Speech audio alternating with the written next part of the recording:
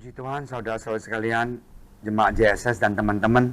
Hari ini saya senang sekali bisa ketemu Anda. Saudara bisa lihat saya nggak bisa lihat Anda ya. Tapi saya sungguh miss all of you. Dan marilah kita saling berdoa ya, buat satu dengan yang lain. Kalian di rumah berdoa untuk gereja dan juga berdoa untuk saya ya. Dan hari ini kita mau sama-sama belajar firman Tuhan. Tapi sebelumnya saya ingatkan, tolong sering cuci tangan, pakai sabun, dan keluar pakai masker ya, ini penting sekali ya. Oke. Hari ini kita mau baca di Galatia 6 ayat 4 sampai 5 ya. Samuel akan bantu saya baca, silakan, dan kita akan sama-sama berdoa sebelumnya. Tuhan Yesus, terima kasih Tuhan atas berkat Engkau. Berkatilah kami supaya Tuhan kami bisa ngerti firman Engkau dan sungguh bisa dikuatkan oleh firman Engkau. Terima kasih ya Bapak, dalam nama Engkau Tuhan Yesus kami berdoa. Haleluya. Amin.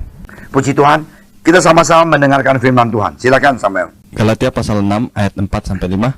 Baiklah, setiap orang menguji pekerjaannya sendiri, maka ia boleh bermegah melihat keadaannya sendiri dan bukan melihat keadaan orang lain, sebab setiap orang akan memikul tanggung jawabnya sendiri. Oke, puji Tuhan.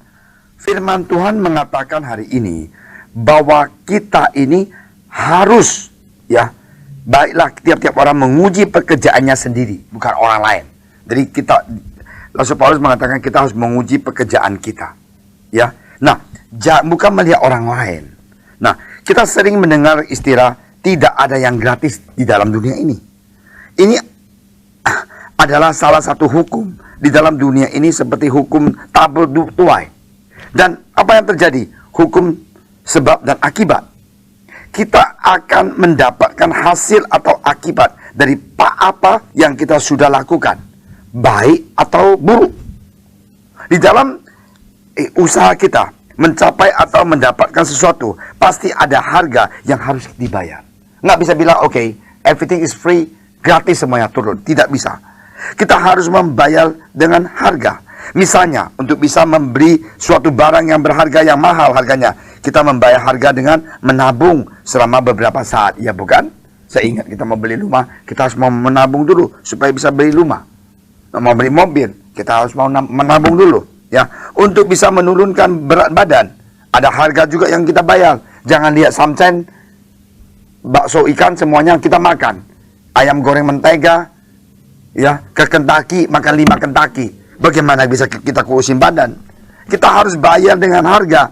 Saya masih ingat waktu saya belajar so-called diet. Keluarga makan ikan, makan udang, makan, aduh enak banget. Saya di sana cuma makan apa? Sop. Kenapa? Karena mau kurusi badan. Kita harus membayar harga untuk supaya sesuatu bisa terjadi. Harga itu mahal nggak? Mahal sekali. Kadang-kadang korban nggak? Korban. Jadi kalau membayar harga itu tidak ada yang gratis. Kita harus mau belajar membayar harga. Saya ingat ketemu anak-anak, mereka makan enak. Saya di sana, Dad, you makan apa? Makan ini, udah cukup. Aku sedih banget, tapi aku sudah ambil keputusan, aku mau kurus. Nah, contohnya, kita harus mau olahraga, ya, kita harus mau bayar harga. Padahal malas sekali kepengen tidur, tapi harus olahraga, membayar harga. Nah, contohnya ujian. Kita mau lulus ujian, harus kita bayar. Harganya harus dibayar apa? Yaitu meluangkan waktu untuk belajar, bukan drakor, bukan YouTube, bukan nonton video, seru, dan expect ujian besok bisa lulus. Nggak bisa. Nah, itu membayar harga dengan tidak bisa enjoy main games, saudara. Ya. Terkadang masih banyak anak Tuhan ya, yang berpikir bahwa berkat itu datangnya dari Tuhan. Oh, Tuhan pasti berkati aku. Sebelum aku berdoa, Tuhan sudah tahu kebutuhan aku. Tuhan berjanji bahwa burung pipit nggak ada yang ngurusin, tetap ada makanan. Rumput yang kecil itu tidak ada apa-apa, masih tetap hidup. Itu orang malas. Kita harus mau bertobat. Jangan kita anggap berkat itu turun dari sorga seperti bangsa Israel. Tiap hari ada mana untuk dia makan. Itu zaman dulu beda. Kita harus mau belajar ya, membayar harga untuk bekerja, untuk ulet, rajin. Jangan kita diam dan malas. Ingat, berkat itu datang dari Bapa, tapi manusia juga dirancang untuk apa? Bekerja, untuk rajin, untuk disiplin. Salah satu pengukur kedewasaan kita di dalam Tuhan adalah ketika kita sadar bahwa kita ini harus bekerja membayar harga untuk banyak hal di dalam hidup ini. Jangan bilang, oh Pastor Amin, aku cinta Tuhan. Aku 1 minggu puasa 2 hari. Tiap pagi jam 4 saya bangun, semuanya masih tidur. Saya belajar seperti Yesus, tapi malas kerja. Tiap hari nggak tahu kemana, nggak punya tanggung jawab. Percuma doa 10 jam tiap hari, tapi orangnya malas. Tuhan paling nggak suka. Karena itu marilah kita ingat, kita harus mau membayar harga, harus mau bekerja. Bekerja apa? Kalau kita seorang profesional, computer science, bekerja dengan baik, kita ke kantor on time, kita jadi manager, kita punya tanggung jawab. Nah, itulah kita punya hidup di dunia ini. Untuk Yesus mengatakan kita ini adalah terang dunia. Nah, salah satu pengukur kedewasaan kita itu adalah kita mau sadar bahwa membayar itu kadang-kadang adalah korban. Korban apa? Saya korban mau tidur, tapi mau berdoa.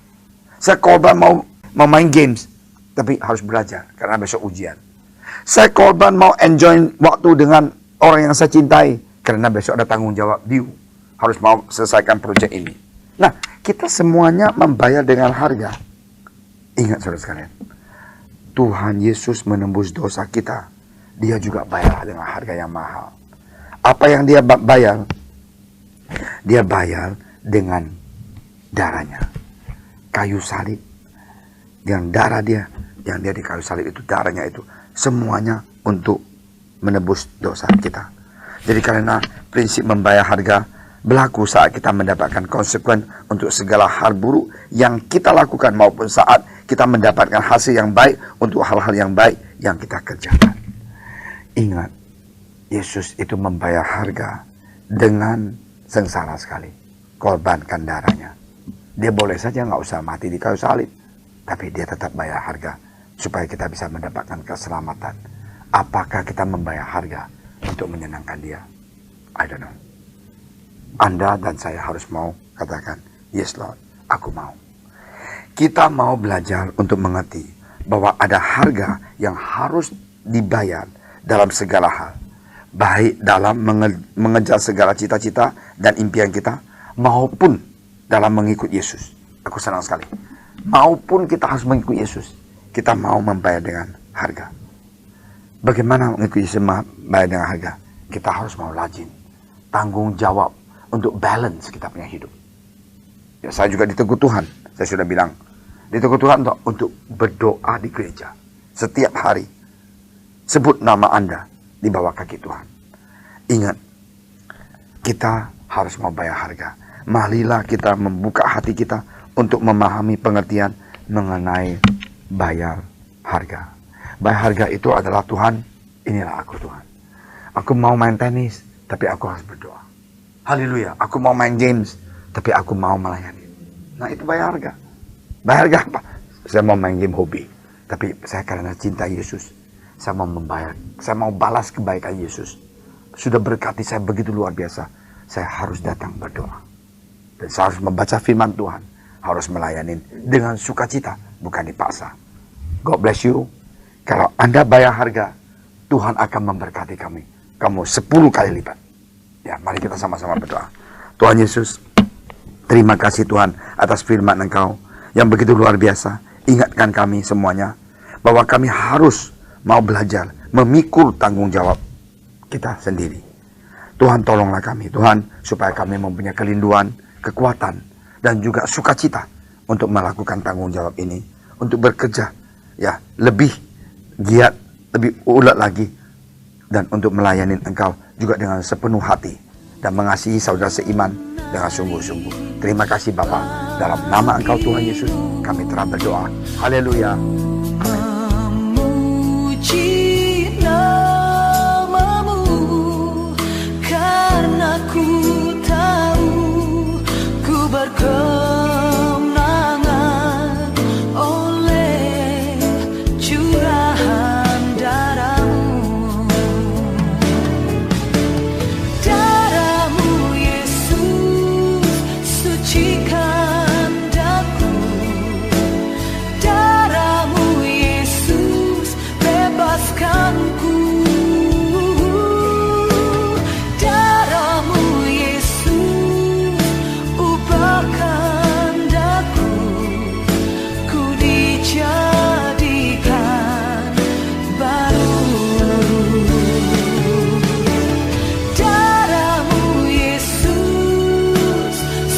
jika